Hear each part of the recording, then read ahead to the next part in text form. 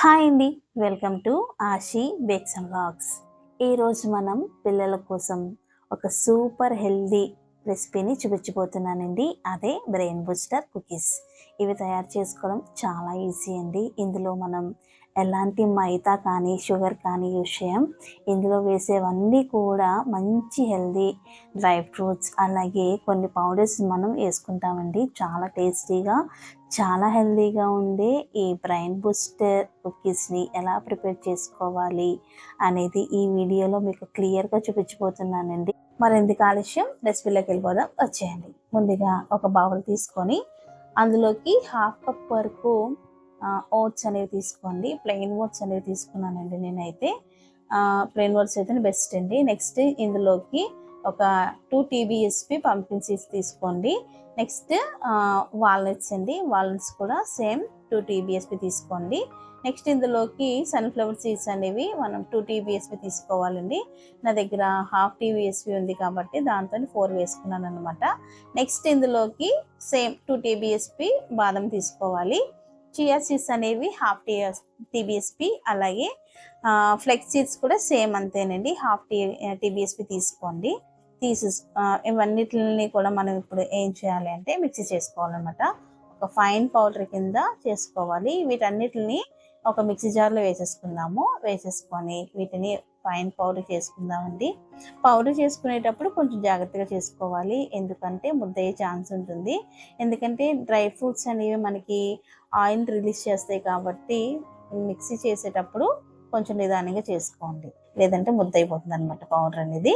Next ఇందులోకి నేను half cup వరకు రాగి పౌడర్ తీసుకున్నానండి. రాగి పిండి, అలాగే 1 కప్ వరకు గోధుమ పిండి తీసుకున్నాను.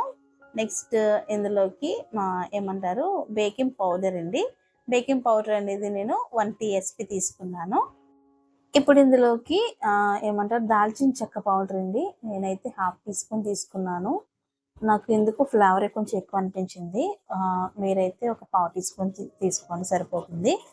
నెక్స్ట్ ఇవి ఏంటంటే మీకు తెలిసినవే కదండి, జొన్నలండి. నా దగ్గర జొన్న పిండి లేదన్నమాట. సో ఇలా జొన్నలు ఉంటే ఇలా మిక్సీలో ఫైన్ పౌడర్ చేసేసుకున్నాను. ఈ పౌడర్ని నేను ఒక 2 TBSP తీసుకున్నానండి. సో వీటిని కూడా మనం ఏం చేయాలంటే బాగా మిక్స్ చేసేసుకోండి. ఈ పౌడర్స్ అన్నిటిని కలిపేసుకోండి, బాగా కలిపేసుకోవాలన్నమాట. నేను ఏం చేశానంటే మా పిల్లలు వచ్చారని చెప్పి కలపడం మర్చిపోయి వాళ్ళతో మాట్లాడుతూ ఈ బెల్లం అనేది వేసేసుకున్నాను అనమాట. బెల్లం అనేది 3/4 కప్ వేసుకోండి. మీకు స్వీట్ ఇంకొంచెం కావాలి అనుకుంటే 1 కప్ వేసుకోవచ్చు. అలాగే పావు కప్ వరకు నేను బటర్ వేసుకున్నాను అనమాట. బటర్ వేసుకొని బాగా మిక్స్ చేసేసుకోండి. నెక్స్ట్ ఇందులోకి కావాలి అనుకుంటే వెనిలా ఎసెన్స్ వేసుకోవచ్చు, లేదంటే లేదండి. సో నేనైతే ఒక పావు టీ స్పూన్ వేసుకున్నాను ఎసెన్స్ అనేది. ఇప్పుడు మిల్క్ అనేది మీరు కొంచెం కొంచెం యాడ్ చేసుకుంటూ కలుపుకోవాలండి. ఈ బ్యాటర్ డో అనేది మనకి ఎలా ఉండాలి అంటే చపాతీకి ఎలా కలుపుకుంటామో సేమ్ అలాగేనండి. సేమ్ ఇలా డో అనేది ప్రిపేర్ చేసేసుకోండి. ఇప్పుడు ఈ డో మొత్తాన్ని కూడా ఇలా రోలర్ సహాయంతో రోల్ చేసేసుకోండి. మొత్తం అంతా స్ప్రెడ్ చేసేసుకోండి. ఇది ఎంత మందం ఉండాలి అంటే ఒక 1/2 ఇంచు మందం ఉంటే సరిపోతుందండి. ఇంత మందంలో రోల్ చేసేసుకొని మనకి నచ్చిన షేప్స్ అనేవి చేసుకోవచ్చు. నా దగ్గర చాలా కట్టర్స్ అయితే ఉన్నాయి. పిల్లలకి మిక్కీ మౌస్ అలాంటి కట్టర్స్ అయితే కొంచెం ఇష్టంగా తింటారు కదా అని చెప్పి నేను ఈ కట్టర్తోని ఇలా కట్ చేసుకున్నాను అనమాట. సో మనకి కట్టర్స్ లేకపోయినా సరే ఈజీగా చాలా షేప్స్ అయితే చేసుకోవచ్చండి. అవి ఎలా చేసుకోవాలి అనేది నేను ఈ వీడియోలోనే మీకు చూపిస్తాను, లాస్ట్లో చూసేయండి. సో ఇలా మొత్తం అన్నిటిని కూడా నేను ఈ కట్టర్ సహాయంతో కట్ చేసేసుకుంటున్నాను షేప్స్ అనేవి.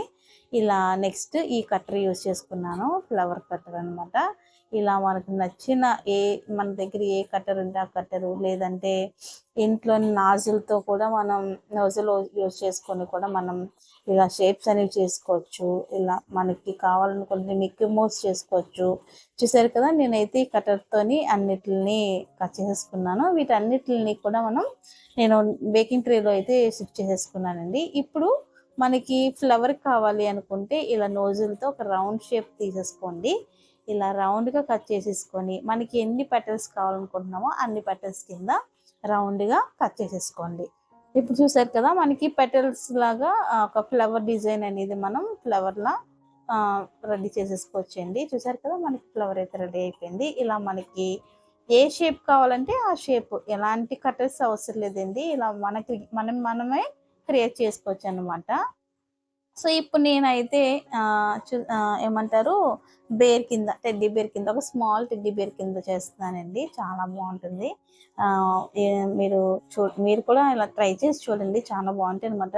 డిఫరెంట్‌గా మనం మన పిల్లలకి చేసివ్వచ్చండి. నేను మొత్తం అన్నిటిని కూడా ఇలా బేకింగ్ ట్రేలో షిఫ్ట్ చేసేసుకొని, వీటి పైకి నేను డ్రై ఫ్రూట్స్ అనేవి అరేంజ్ చేసేసుకుంటున్నాననమాట. ఇలా డ్రై ఫ్రూట్స్ అన్నిటికి అరేంజ్ చేసేసుకొని పైన ఏమంటారు, డెకరేట్ చేసేసుకున్నాను. ఇప్పుడు వీటన్నిటిని నేను బేకింగ్‌కి పెట్టేసుకుంటున్నాను. బేకింగ్ టైం అనేది ఏంటి అంటే 180 డిగ్రీస్ దగ్గర నేను ఆల్రెడీ 10 మినిట్స్ అనేది ప్రీహీట్ చేసేసుకున్నానండి. సో, అదే 180 డిగ్రీస్ దగ్గర ఇప్పుడు బోర్డ్ రాడ్స్‌ని నేను ఆన్ చేసేసుకున్నాను. అలాగే ఫ్యాన్ కూడా ఆన్ చేసుకున్నాను. బోత్ రాడ్స్ అలాగే ఫ్యాన్. బేకింగ్ టైం అనేది మనకి 12 మినిట్స్‌లో అయిపోతుందండి.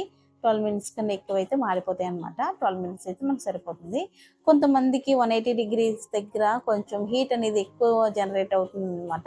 సో, అలాంటి వాళ్ళు ఏం చేస్తారంటే 165, 170 అలా ప్రీహీట్ చేసుకొని, అదే ప్రీహీట్‌లో మీరు ఈ టైమింగ్ అనేది సెట్ చేసేసుకోండి. నెక్స్ట్ మనం ఓటీజీ లేదు అనుకుంటే స్టవ్ మీద కూడా చేసుకోవచ్చండి.